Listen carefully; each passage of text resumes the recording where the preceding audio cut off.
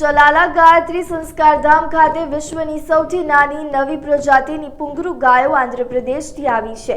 યુગ નિર્માણ ગાયત્રી પરિવાર ટ્રસ્ટ ચલાલા ખાતે આંધ્રપ્રદેશના કાકીનાડા ગૌશાળાએથી વિશ્વની સૌથી નાની ગાયોનું આગમન થયું છે। ત્યારે ગાયત્રી પરિવાર દ્વારા શું કહેવામાં આવ્યું, આવો સાંભળીએ। ગાયત્રી સંસ્કારધામ ચલાલા પૂજ્ય ડૉક્ટર રતિદાદા અહીંયા સંસ્કારધામમાં શ્રી કૃષ્ણ ગૌશાળા છે, એમાં આંધ્રપ્રદેશથી બે સરસ મજાની સુંદર ગાયો લાવવામાં આવી છે। એને મોદી સાહેબ રાખે છે, યોગી સાહેબ રાખે છે।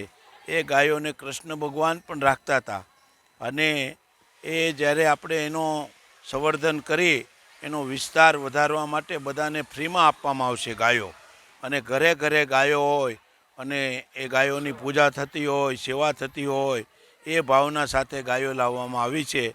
તો દર્શનનો લાવો લેવા માટે અનેક લોકો આવી રહ્યા છે। મારું નામ શાંતિલાલ અર્જુનદાસ છાટબાર, સાવરકુંડલાવાળા દોડાવાળા તરીકે અમે પ્રખ્યાત છીએ। અહીંયા હું ગાયત્રી મંદિર ચલાલા ગાયત્રી સંસ્કારધામમાં ઘણા વર્ષોથી અહીંયા હું આવું છું।